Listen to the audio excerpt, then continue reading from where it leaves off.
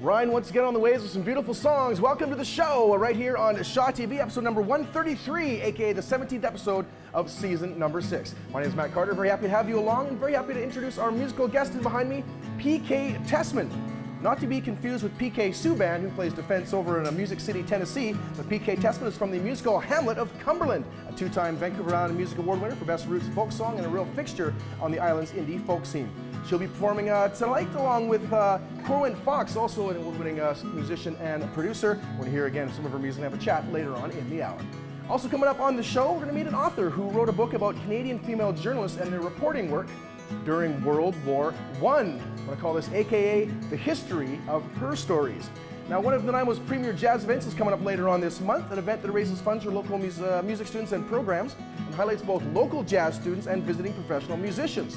Which Juno award-winning Canadian jazz artists will be headlining the show? Do stick around and find out. Now, have you heard that Nanaimo is moving to automated garbage collection? What other aspects of waste could we talk about? Well, Nanaimo's manager of sanitation and recycling is taking the time to talk waste with us, which is much better than me talking about wasting time, which a lot of people get mad at. All right, as part of a recurring Seniors Connect series, we're going to speak with a registered clinical counselor about looking inside ourselves. I don't mean by stealing an x-ray machine from the Nanaimo Regional General. No, we're going to talk about looking inside of ourselves for spiritual riches, listening to our intuition and how we can benefit from that. For those of you who already sit around watching the show, wearing your workout gear, yoga pants, or maybe your 1980s gym shorts that you borrowed from Howie Hennessy, get ready for another exercise segment on the show. We're going to be looking at ways where you can exercise using just some regular movements that you might be doing from your day-to-day routines. But first, we have a very big bicycling week coming up, so it's time to put hikes on strike because we like a spike in riding bikes by adults and tykes. Find out why next as we give you the gears and put the pedals to the pavement. It's the show right here on Shaw TV.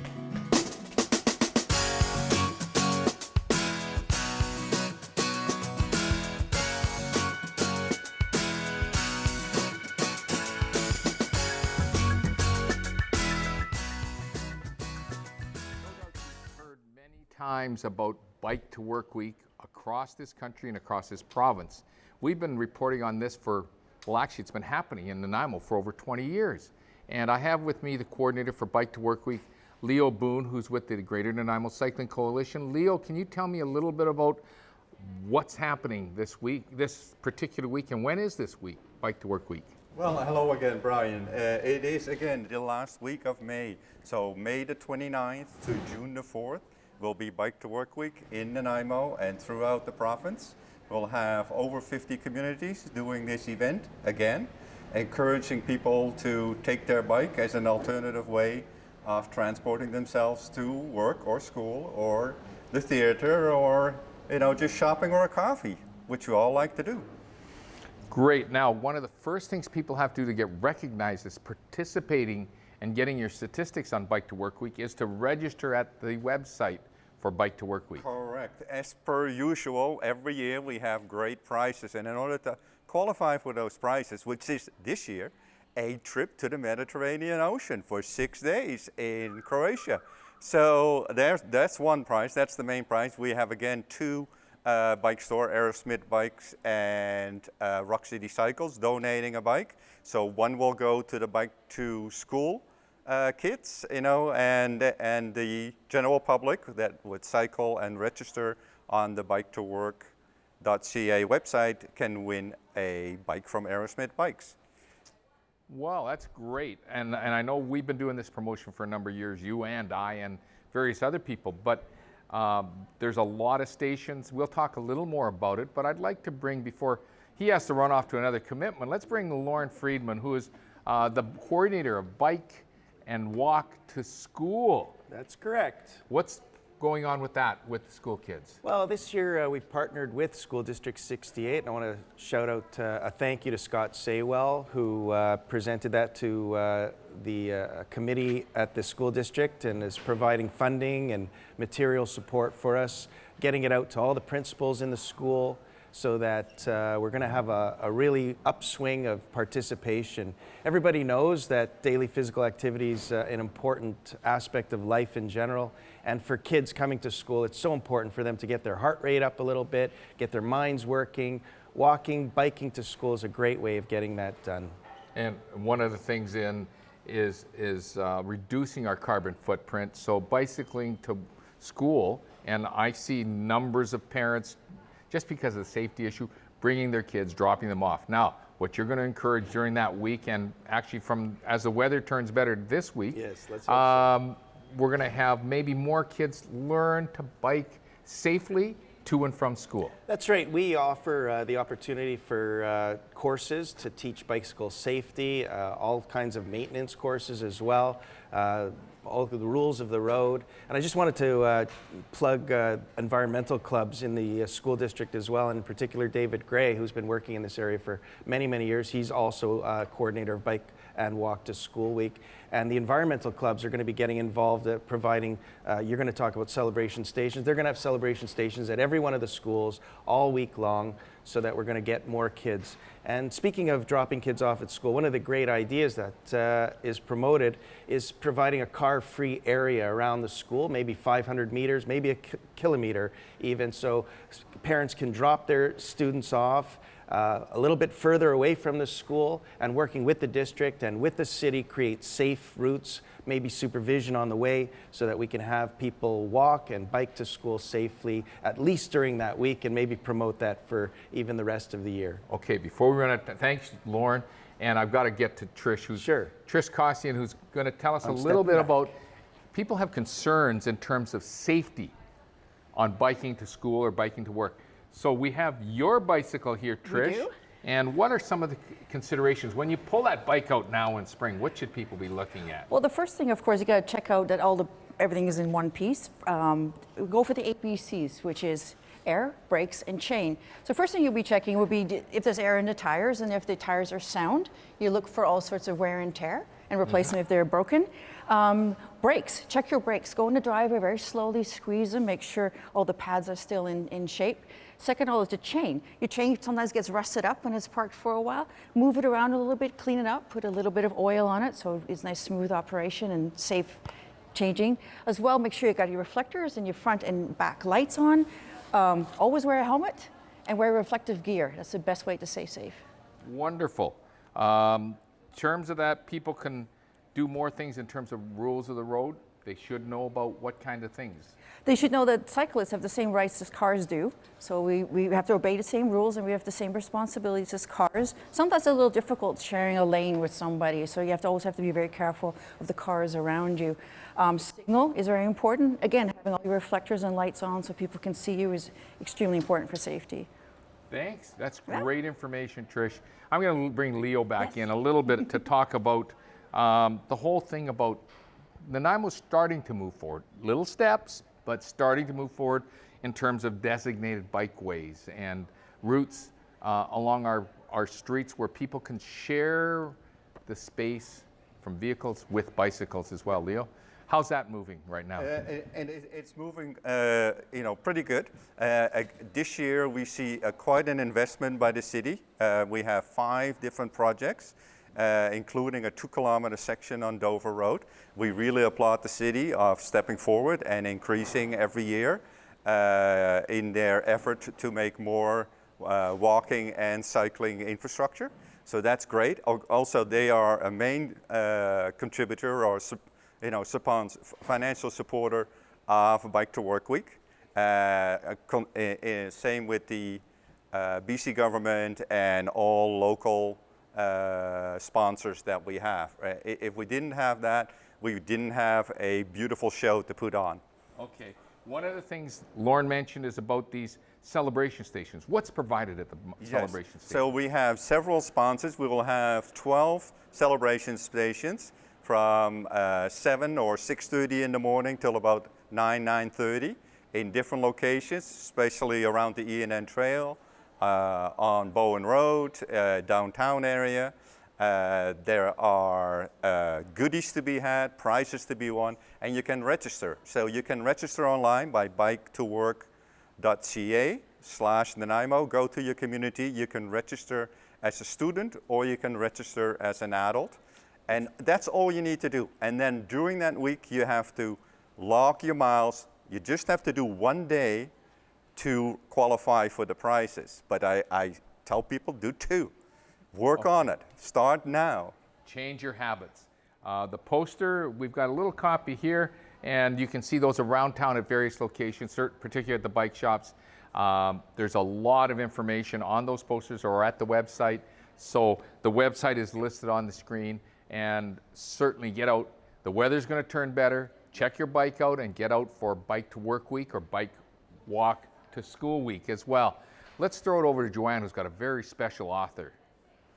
Thank you, Brian, and thank you to the Green Team, if I can call them that, for all that great information about making Nanaimo more green as a place for great transportation by bike and on foot.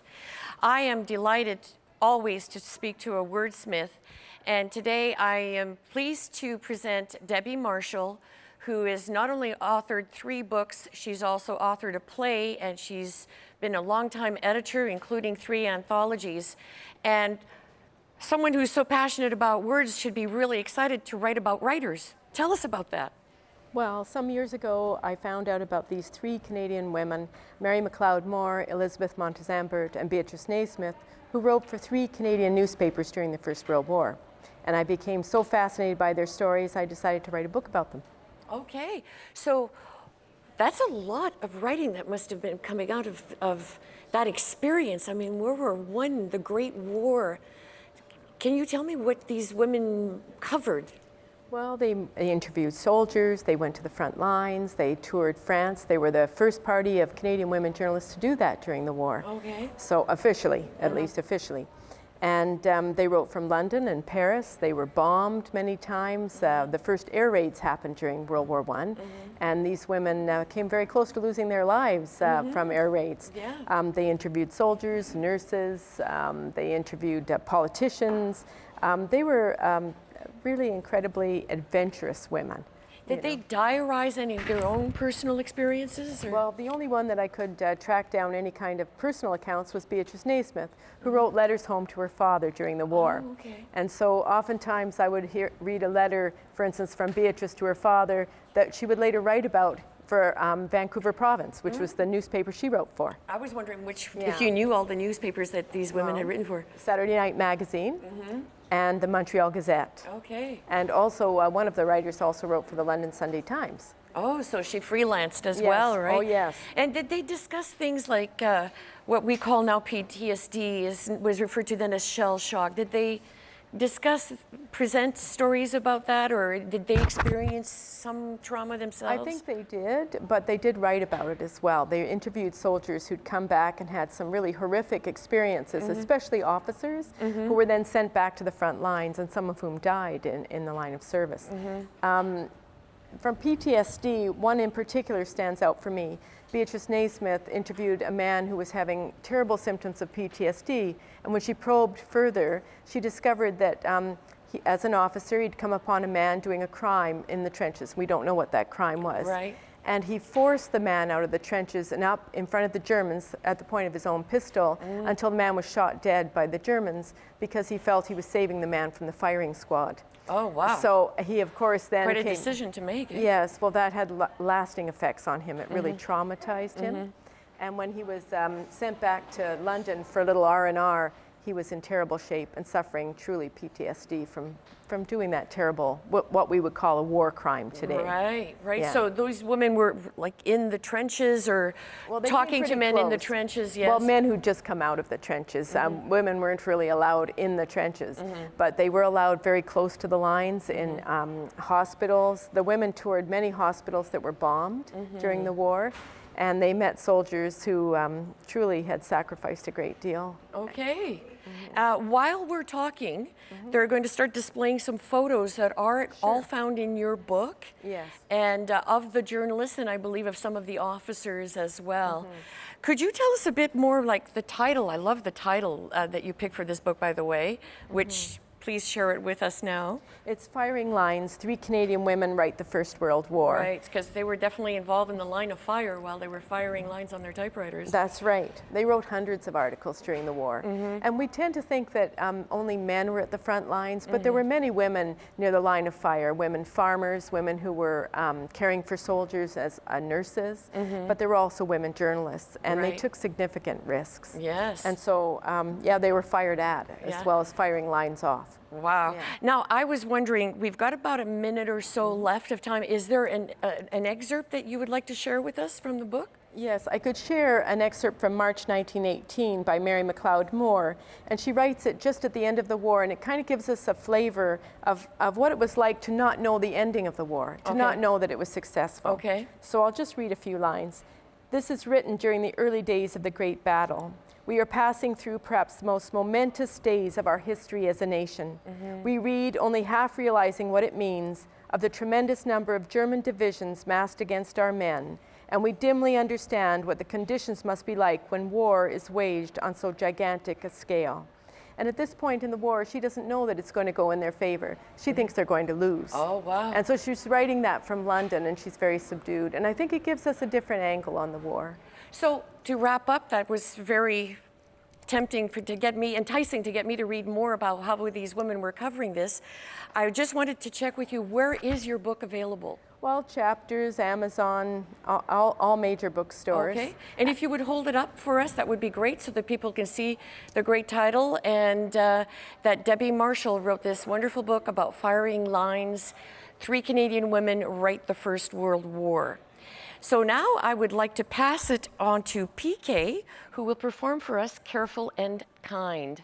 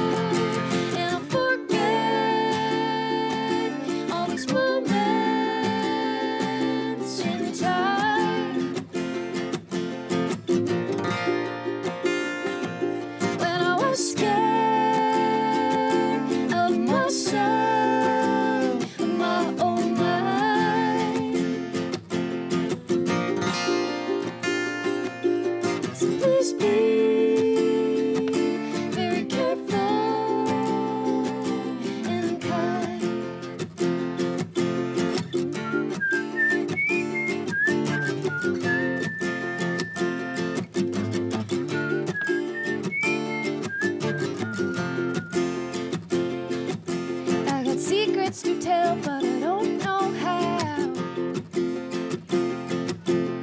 Cradled in my arms, gotta let go now. I'm worried what you'll think, but I shouldn't care. I'll send it down the line so that you're prepared. And I'll forget all these moments.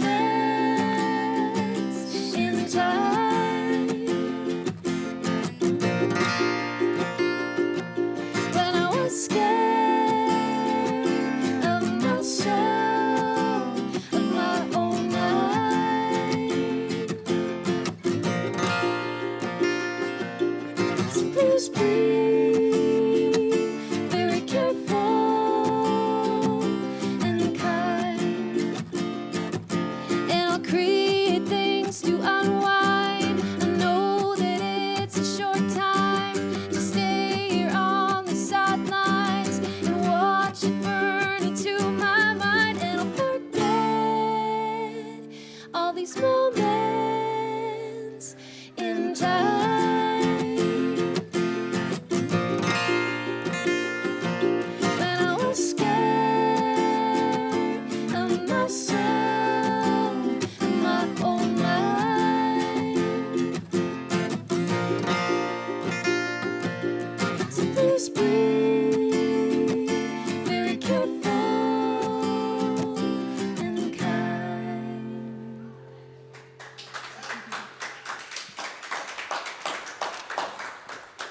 Thanks so much for that beautiful music. Those were some great sounds from PK Tessmann. Juno-winning jazz artists are coming to Nanaimo for a jazz affair on the coast's District High School Music Programs fundraiser.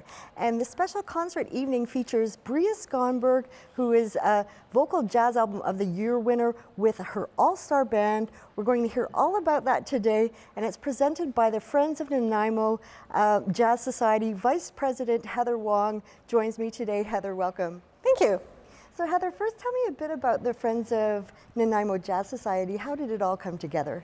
Oh, it started in 2005. Some parents got together and decided that we really needed to raise more money for the music programs in the schools. So in 2006, the society was formed, and that was the year they had our first jazz affair. It was at Beban Park, and we've been going every year since. And finally this year we have Bria Skonberg coming, and it was great because we booked her just before she won her Juno, so that worked out really well for us. So yeah, it was great. It's wonderful. So I want to show a photo now of Bria Skonberg. So maybe we can just set that up and show that photo of Bria Skonberg.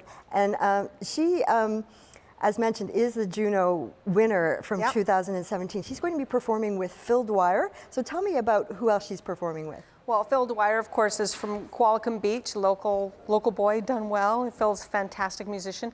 Kelby McNair on drums. Phil will be playing piano that night. Phil also is a saxophone player, but that night he's playing piano. And Ken Lister on bass. So just those three alone would make a fantastic concert. 3 Juno winners in the band. They're fantastic. Yeah. And backing up Bria, it's going to be unbelievable. Yeah, and tell me about May 25th with the master classes and clinics for the students. Tell me about that. So at the master classes, they're going to be held at St. Andrew's Presbyterian Church, just off Departure Bay Road there. And there will be all the musicians there, and the students from every high school in the district are invited to attend the clinics and the master classes.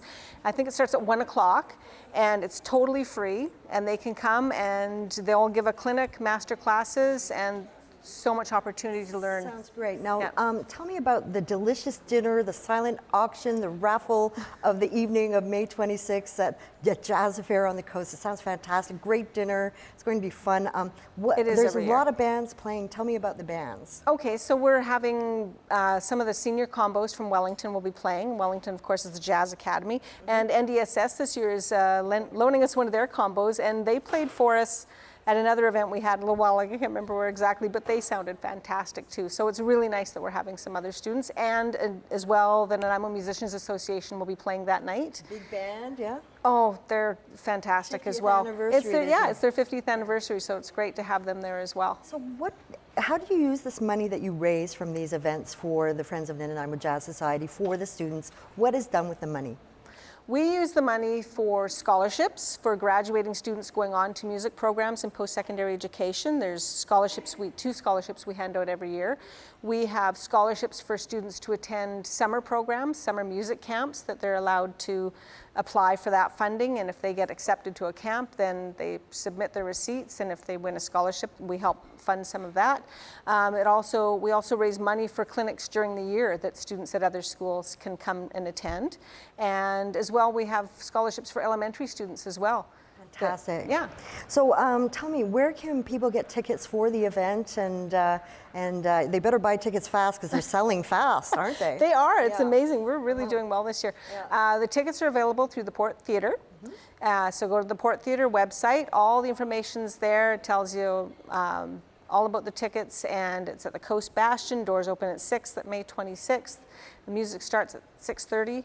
And yeah, it's a great evening. Yeah, we do have a silent auction. We have all kinds of draws taking place, and sounds like so much fun. It's going to be an awesome event. Heather, it's been wonderful hearing about yours and the community's dedication to these students through the Friends of Nanaimo Jazz Society. And thanks so much for joining me today.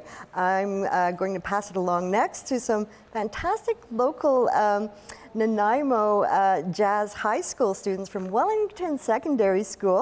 We're going to hear Caden Vickhurt on alto sax, Patrick Thompson on guitar, and Tal Yuslu on bass. And it's a taste of what's coming up at a jazz affair. Thanks so much for watching the show.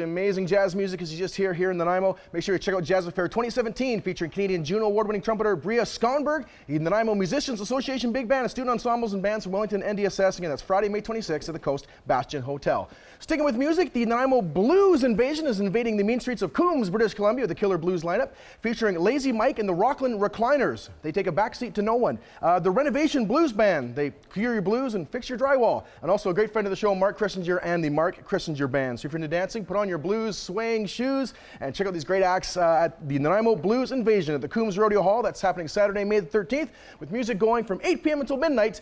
Tickets available at the Coombs General Store, Cranky Dog Music in Parksville, and Arbutus Music in Nanaimo. Up next, I'm going to go over here, and I think I saw a beer, actually, is really what I'm going for. So there it is. Perhaps leave this behind. Oh, yeah, I definitely left that behind. This is a beer fridge, isn't it? No, I'm going to get out of the way and let you guys talk about what's actually happening. Okay, thank you, Matt. I am delighted to have Charlotte, who is the manager of sanitation and recycling at the City of Nanaimo. Her name is Charlotte Davis, and she's going to talk trash with us today. So it's up to you. Thanks, Joanne. Yeah, I'm here with a couple of messages for City of Nanaimo residents, and the first one is well done. We are very, very proud of what our residents have achieved. Okay. Did you know that in Nanaimo we're second best in all of BC for how much we divert away from landfill? Oh, yeah, that's is right.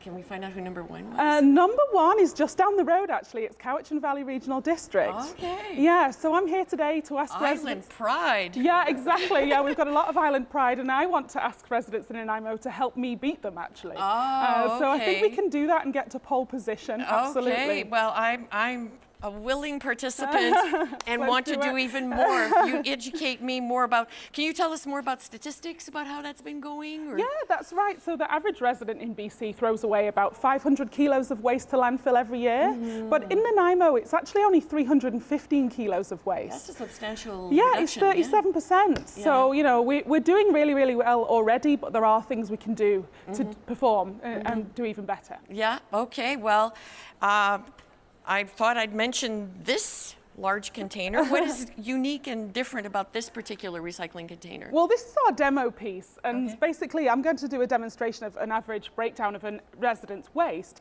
But I thought I'd just let residents know that this is an automated cart in that it has wheels, and residents are going to receive these soon because the City of Nanaimo is actually changing the way we deliver our services.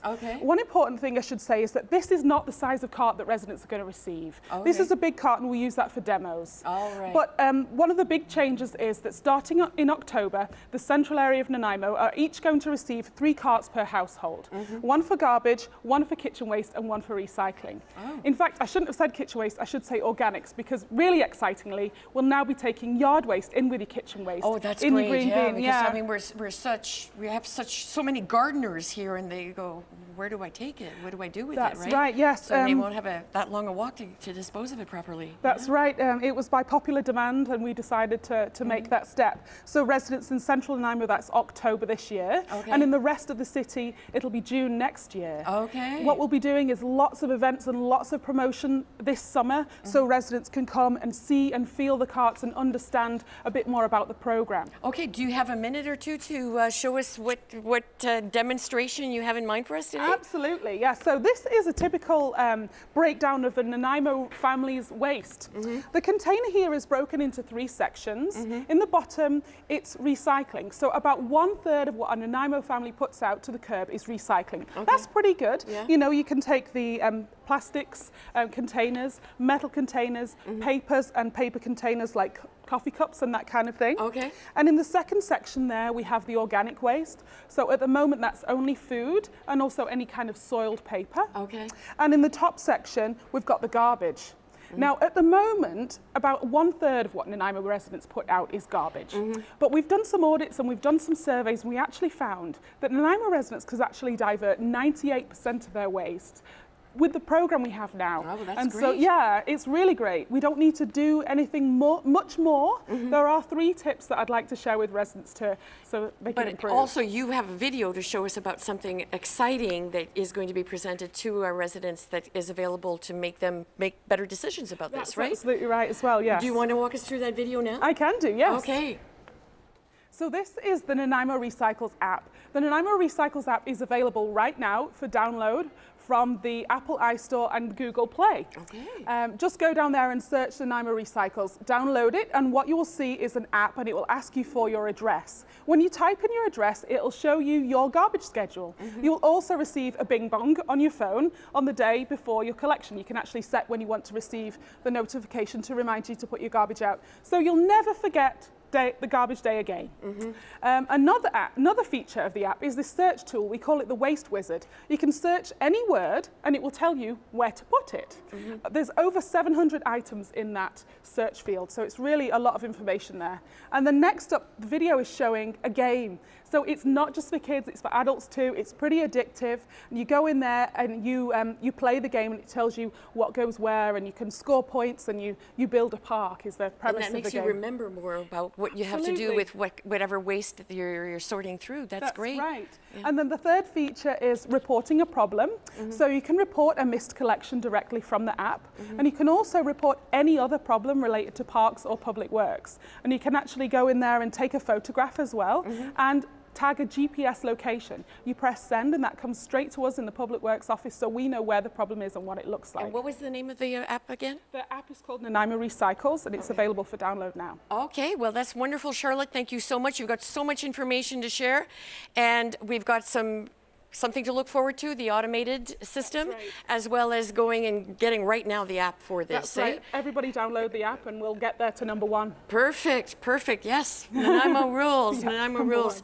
So now I'd love to throw the mic back to Matt and to share in his interview with PK. Great stuff. Thank you very, very much, Joanne and Charlotte. The trash talk of a kind I can definitely get behind, and great stuff. Good direction for citizens of Nanaimo. All right, very pleased now to chat with our musical guest, a multiple award winner, one of the biggest names in the indie folk scene of Vancouver Island. Very happy to welcome PK Tessmann to the show. Welcome. Thanks for having me.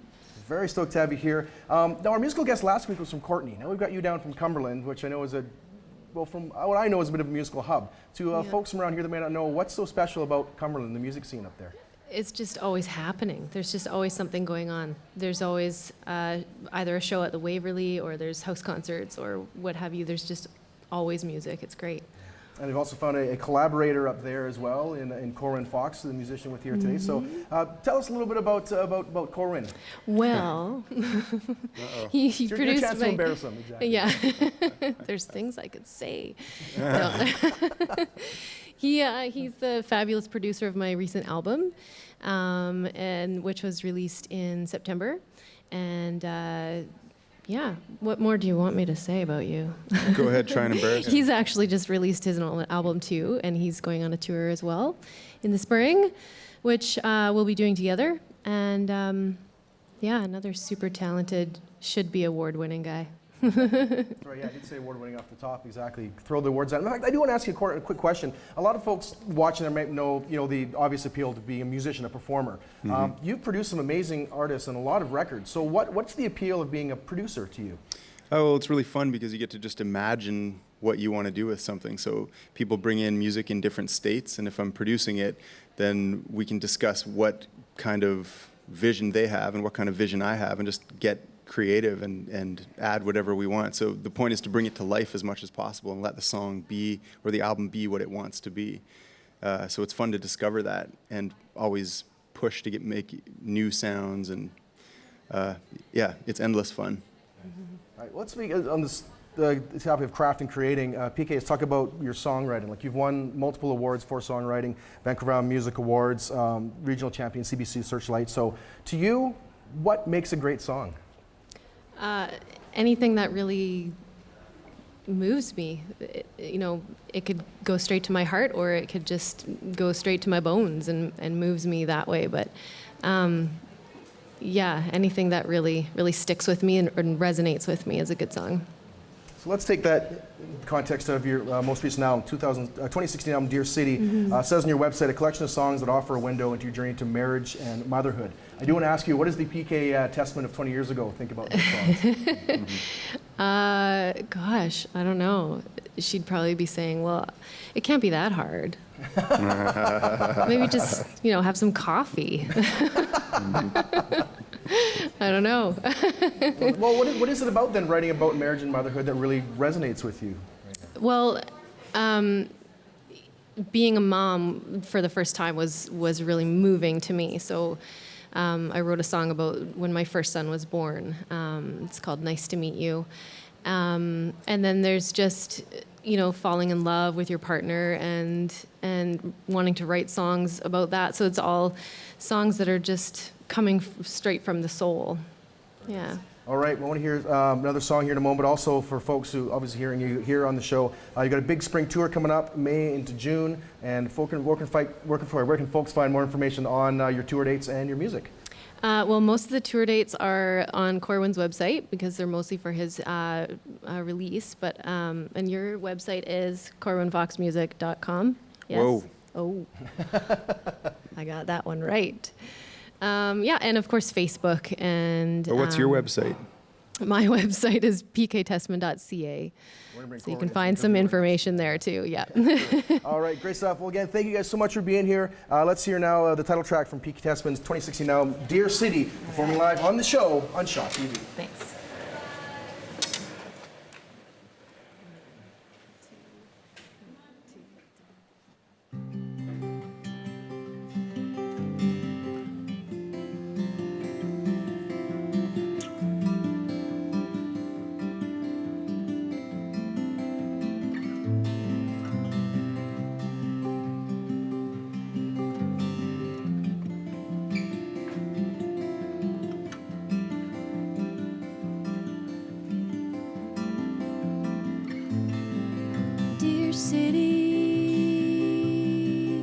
Dear city, let me stay a while in your windows.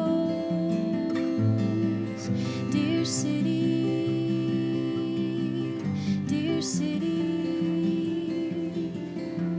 silhouette behind your mirrored walls.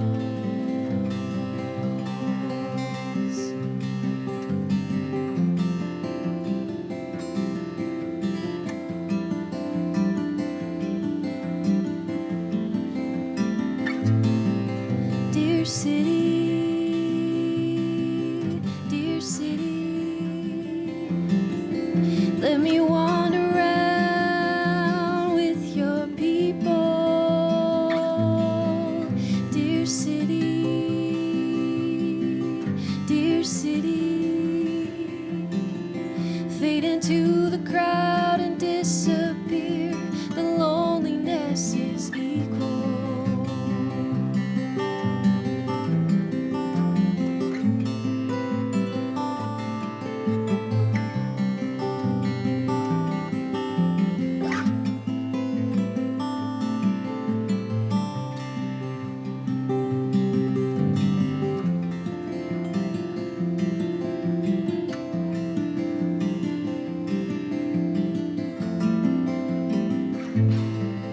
Dear city, let me hide away in your secrets. Dear city,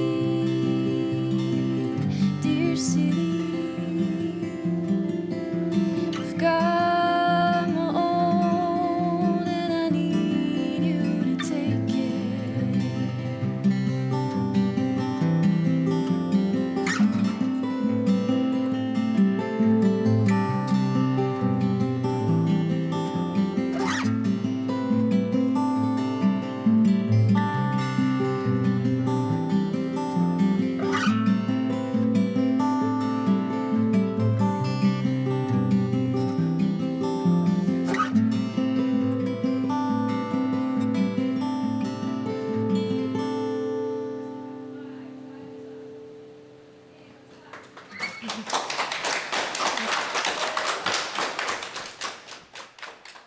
Listening to Dear City makes me think of how important it is to really be reflective and intuitive and share wisdom, and the peaceful music that comes for that is a perfect segue into self-care.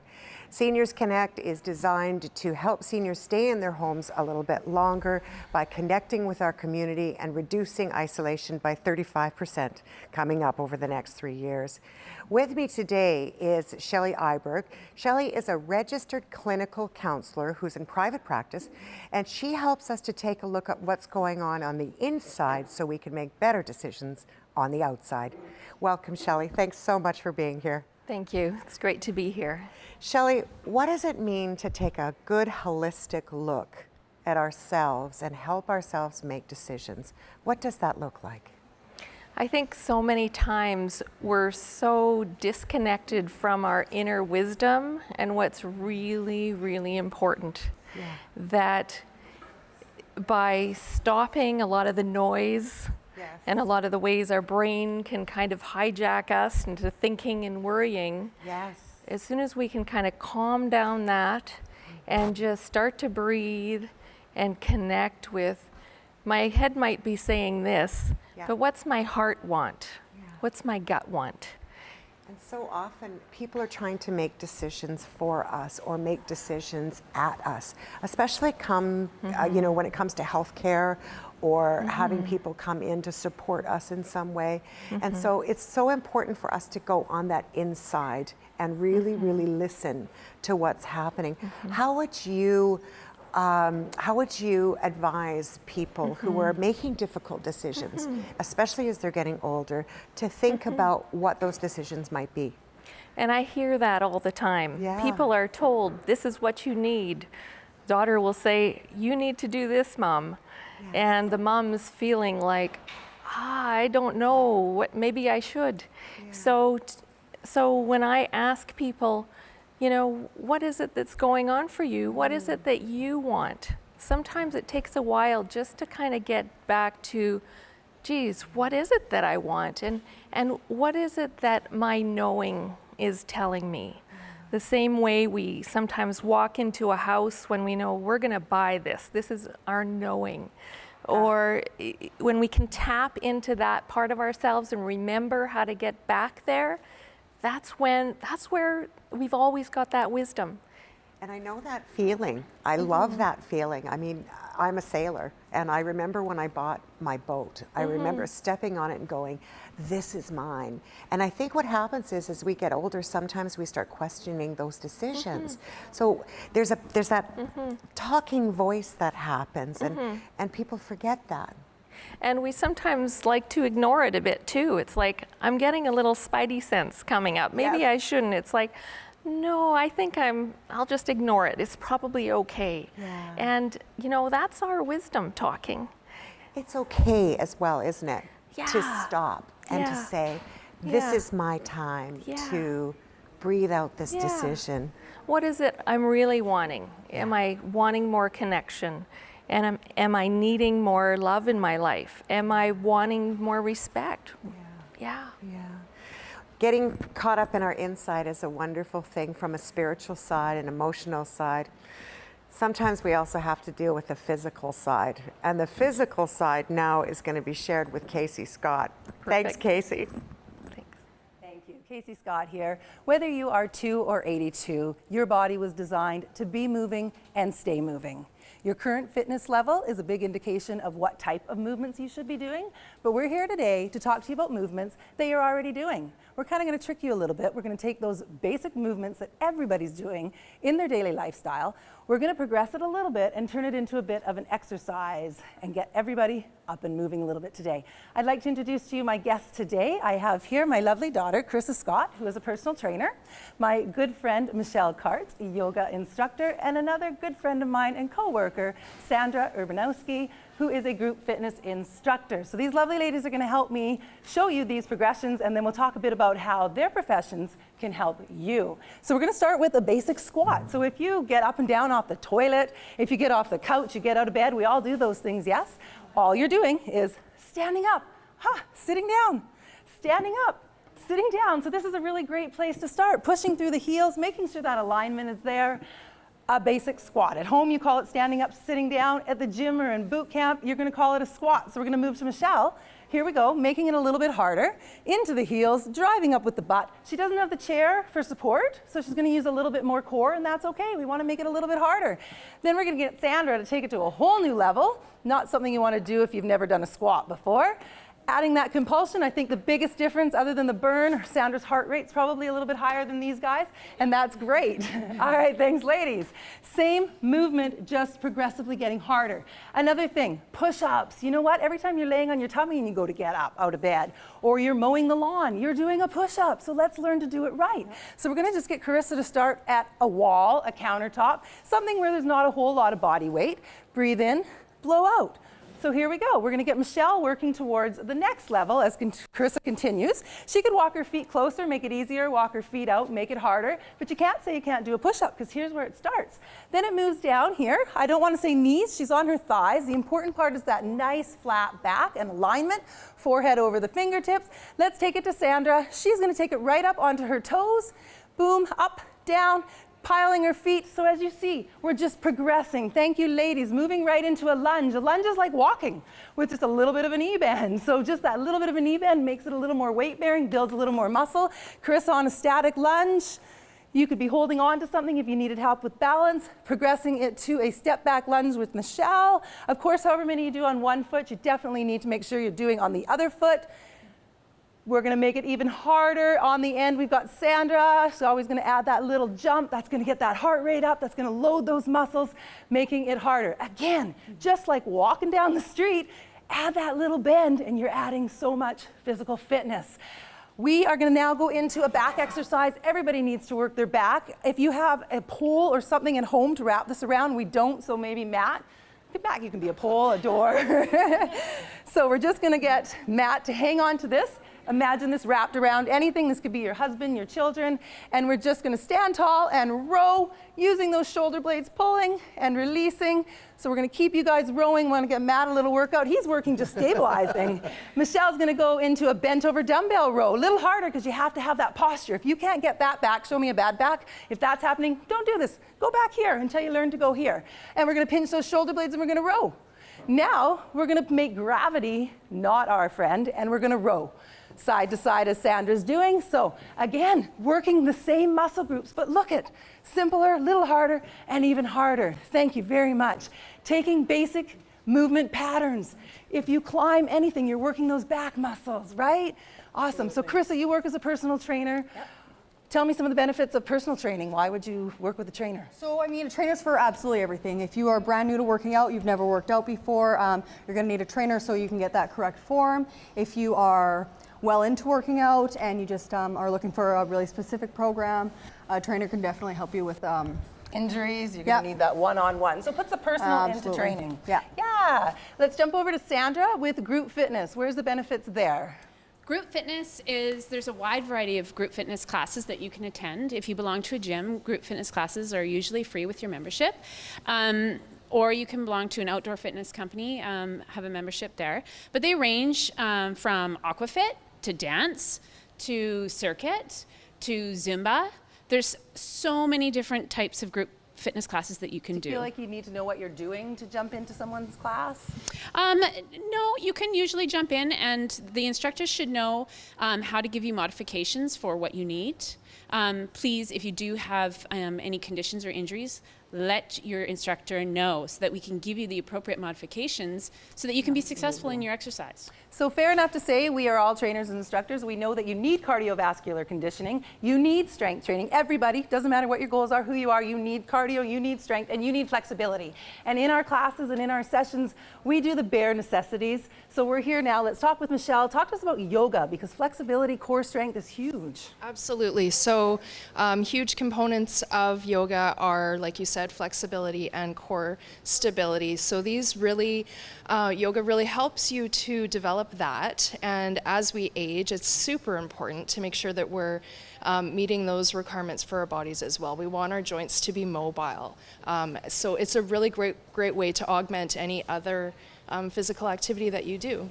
So there you have it. Get out there, do a little research. So many things available to you. The bottom line is, I'll say it again, your body was designed to be moving. You need to keep it moving. Thank you so much for being here with me tonight. And we think we're looking for, there he is. Apparently Did you I get a was little bit of a absolutely, yeah, I actually did. Yeah, I feel that indeed. I set that up on purpose, right? I didn't drop it. It was my biggest goal, yes. And as someone myself who always needs to be moving, that's for sure.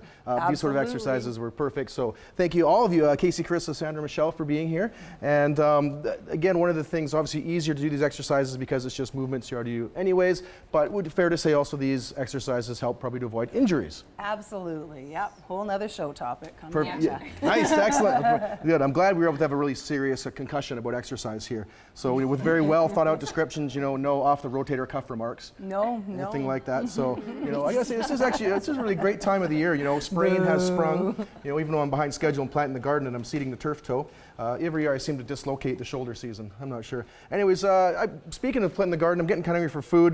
Dinner tonight, I'm pulling some pulled hamstring sandwiches before getting a game of tennis elbow in with my friend Tommy John. Surgery is a great tennis player, though more than him, his dog is a great hip pointer. His dog is a very hip pointer, that's for sure. We actually recorded some of his barking to a compact herniated disc. So anyways, one last thing to tell you about before we go back to the music. I just found out from my doctor, this is really weird. I've been having an allergic reaction every night at 8:50 p.m. An allergic reaction every night at 8:50 p.m. So I went to the doctor and I asked him what it was. He says, you have tendinitis. Tendinitis. Someone just threw something at me. All right, really better get out of here quick. So it's a huge thank you to all of our guests and our hardworking volunteers and staff behind the cameras, behind the scenes, in front of the cameras as well. You can find more about the show on Facebook, facebook.com/The Show on Shaw. Check out previous episodes of the show as well on our YouTube page. Also, hey, if you have an event, cause, demonstration, or issue that you would like to bring to the program, we're always looking for great Central Island guests to promote, so drop a line to our executive producer, Kelly Robinson, kelly.robinson@sjrb.ca. And if you want to volunteer for the show, we're always looking for more folks on our crew. Drop a line to our volunteer coordinator, Melissa Hall, at melissa.hall@sjrb.ca. But before we go, as mentioned, one more song from our musical guests, PK Tessmann and Corwin Fox, a little song called Right Where You Are. And thank you for being right here watching the show on Shaw TV.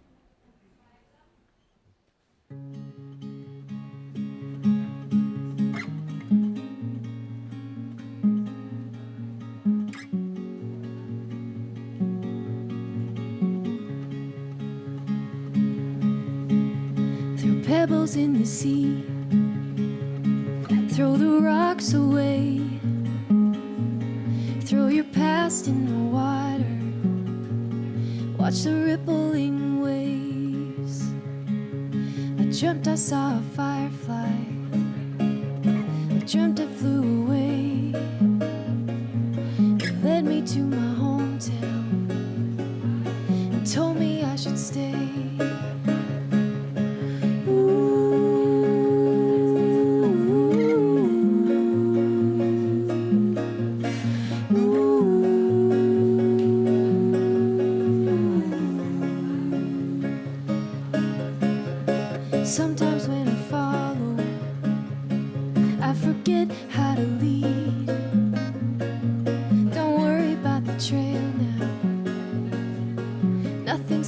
guaranteed.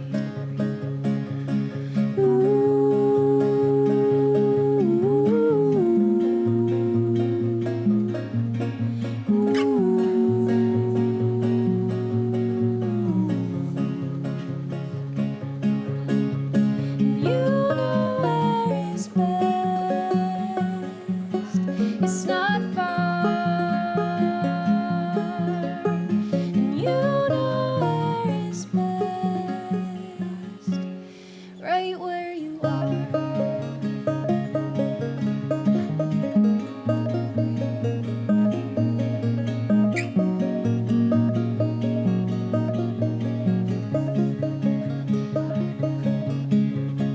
Writing on the paper,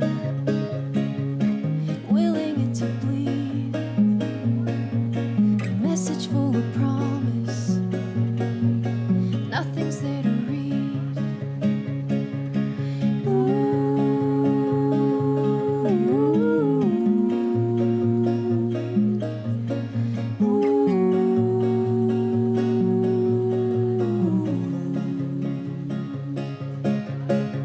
And you know where is best.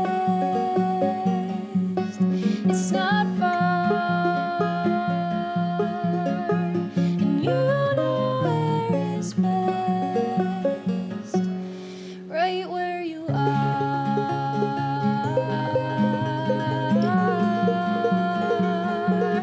right where you are,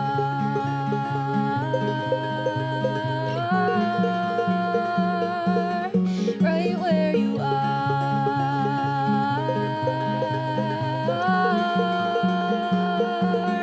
right where you are,